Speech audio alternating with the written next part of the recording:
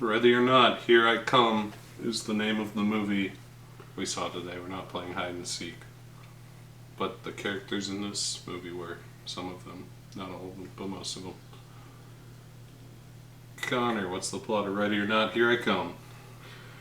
In the vein of classic sequels like Die Harder, they Ready or Not Harder. Ready or Not or Ready or Not Here I Come is the name of this movie.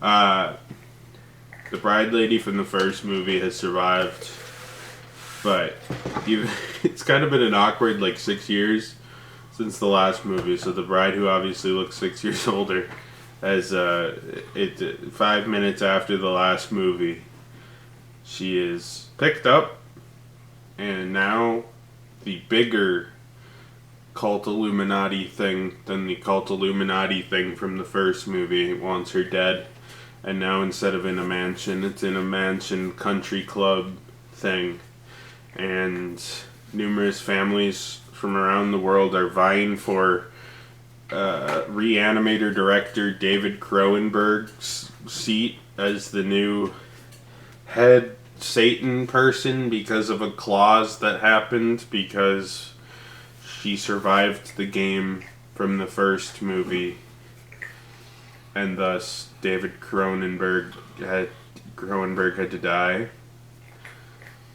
R.I.P. Sometimes I think David Cronenberg's dead in real life. Yeah, it's kind of surprising he's not. So his daughter Buffy the Vampire Slayer and a bunch of other people have to go and hunt down the girl from the first movie and her estranged sister who shows up, Ant-Man's daughter. Yeah. And they... Detective Pikachu's girlfriend. Happy Death Day Lady, etc. And they fight a bunch of people, and they run around, and they fight, and they have to survive, or else they'll get killed by the Satan cult. So Aiden, what did you think of Ready or Not, Here I Come? It's pretty fun. I mean, as Connor alluded to with the Die Hard reference, it's more Ready or Not. Functionally the same story. I mean, there's a slightly different setup, but our main character gets plopped into a life or death game of hide and seek again. This time the cast of killers is even wackier, with an international cast of some guy with a Swami sword and a Spanish guy with a gun and a Chinese lady with a katana. Just a bunch of cartoon characters. And bloody, gory hijinks ensue. It's fun. I mean, if you saw the first one, you can pretty much just transplant whatever you felt about that one on this. Except I think it might be a little bit less interesting just because it's not as fresh. It doesn't really play with the tension or horror anymore. It's more a straight, like a comedy-ish action thing. Buffy's there. Elijah Wood plays Satan's little buddy. Yes, he and does. Elijah Wood is the best character in the movie, as he is one to be. There's a bunch of hijinks. The core heart of the movie is her reconnecting with her sister, and all that stuff's kind of fine. They get some good duo moments out of that, some fun fights, some good action. It's silly and over the top, and ultimately there's not a lot to say about it. They sat down and they made more Ready or Not, and it's pretty fun. Connor, what'd you think of Ready or Not, Here I Come? I liked it. It was a solid movie. Again, it was more of the same.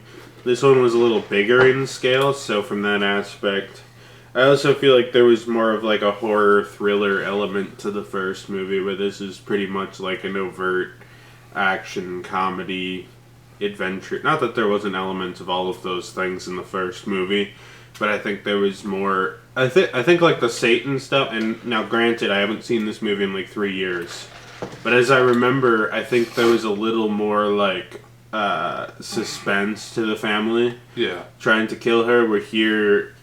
I mean, there's a level of that, but I think there's more of like a goofy cartoon aspect. Elijah Wood comes out and does shtick and introduces the cartoon characters. Yeah, it's kind of got that like Scott Pilgrim versus the world, like everybody's a character archetype. There's, for example, there's a woman who was going to be Alex, her husband from the first movie's original girlfriend, wife. They were engaged or whatever. So she's wearing like a bridal outfit and is crazy. You got some fat Chinese kid that plays his Steam Deck the whole time. You've got this dude who is kind of like your Dubai trust fund kid, and he runs around in his Gucci loafers, complaining and eating gelato and whatever. It is so it's very much like these kind of characters. There's this sort of pretty basic estranged sister archetype between the two of them. It's about family. You can kind of insert anything, estranged brother, estranged parent, but that kind of estranged family reconnects over murdering people phenomenon you see in these movies sometimes. And it works out pretty good. One moment that I thought was really weird, there's like archival footage of the end of the last movie, and they pretty much wanted this to be like running directly into that. Yeah. Is the idea. The awkward 6-year time jump be damned between when that film was shot in 2018 versus this movie being shot in 2025. So yes, 6-7 years. 6-7. Yeah. Yes. But there's like this part that they add this part where she like falls down and she gets ill, and there's this really awkward morph where they're trying to like make a smooth transition between the new footage shot and the old footage. It looked kind of weird.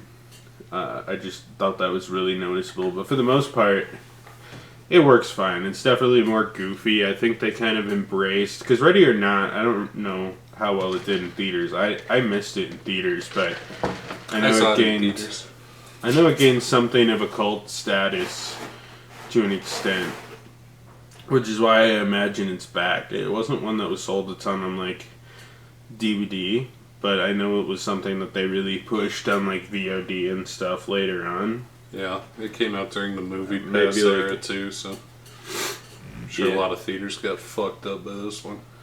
Yeah, I'm also sure it was. I don't know if it like came to Netflix and got big or something, but all of a sudden people had suddenly seen it, and everyone liked it. So I'm guessing that's part of the reason it took so long to make a sequel. They probably didn't plan on it originally, and then things transpired. So there's kind of this awkward like time gap in between them to do this like part 2 type of thing where it folds right in. Yeah. But it works. It works for the most part, and it is more of the same. But I don't know. I thought it was pretty okay. Like the first movie, it's fun. It's wacky. I will say there is some pacing issues where at times I'm like, oh, fuck, you gotta do something. I feel like even the writers would occasionally kind of write themselves into corners, and then shit would just happen, and then it kind of just had to work out so the plot could continue. Like when they're like walking around in the woods and they get away from Buffy the first time, and then they're like, oh, but now the man is sniping at them. Oh, but then they go through a door, and now the Asian lady's trying to get her to marry the Steam Deck kid, and blah blah blah. It just keeps going. It always feels like they write themselves into a corner, and then kind of like had an out. Like they I don't know if it was always entirely clever how they were writing some of the stuff. It didn't always feel intentional. It felt like oh, we're here now. This is what happens. But for the most part, it was good. It just had some sloppy moments in the middle and occasionally kind of lost track of its pace and would have to ass pull some shit to get itself out of a writing corner it did, which is kind of awkward and overly noticeable. But, yeah. I don't know. So, Aiden, would you recommend Ready or Not 2? Yeah, Ready or Not, Here I Come is pretty fun. I don't know if it'll reach the cult level that the first one did through whatever method it managed that, but I enjoyed my time with it. It's silly, goofy. Certainly could use a little more of a thriller aspect or a horror aspect to it as the first one had, but it's a fun time, a decent little watch. Connor, would you recommend Ready or Not, Here I Come? Yes, I would. It's pretty good. It's a fun movie. It's a little goofy, but it's easy fun, and I feel like March and April seem pretty slow before a pretty packed second half of the year for movies. I feel like compared to January and February, we're kind of in a lull leading up to like just endless fucking blockbusters and movies you go, oh yeah, that's happening this year. Yeah. Which is every year, but there's a lot of crap coming out later, and I feel like things are kind of slowing down. They don't pick back up until the Mario 2 movie comes out, and Mario 2 is a movie that I literally have tickets for right now, and I keep saying, oh yeah, that's supposed to be happening this year. Yeah, Donald Glover is Yoshi. Donald Glover. I thought it was a meme, but it's not. I saw someone reacting to Donald Glover as Yoshi, and I was like, that's a funny clip. And then like a week later I checked, and he actually was Yoshi. It's fucking insane. Are they making Yoshi talk now? I don't know. Or is he just gonna go... I think it'd be funnier if they got Donald Glover to just make weird mouth noises. The I Am Groot phenomenon. They did that with Vin Diesel in Guardians of the Galaxy. That's true. I'm shocked Marvel allowed that. Also, I'm kind of surprised Vin Diesel was down. Did he motion capture for Groot at least, or did they just literally just have him say I am Groot a bunch of times? I can't imagine he always did. Not in the second movie where he's a little baby. Well, you don't think they put Vin Diesel in the suit to go like this? The ping pong suit? Now this is cinema. I could see him saying some shit where he's in the blue screen trailer in his backyard. Now Vin Diesel talk at that ping pong ball and pretend it's Bradley Cooper. I'm Groot. Do you think they had him on set, with his script in hand? Yeah, so the actors could react naturally to his lines. Yeah. Well, he needed the natural I Am Groots, But then obviously it was ADRs later. Benefit, yeah. So it's like, how would you bounce back from that? And how would you say I am Groot? And he just, I am Groot, like a sad I am Groot. And then later he hears his vocal performance on stage, and then he does that in the ADR booth. Well, no, they're just going to put Vin Diesel in the blue box and have him say the phonetic alphabet. They're still just going to have him say I am Groot. Yeah, I suppose you can just pitch shift it with AI after the fact. I mean, they'll probably have him be like, I am Iron Man or something, and the whole crowd will laugh because it's a reference to 2019's Avengers Endgame.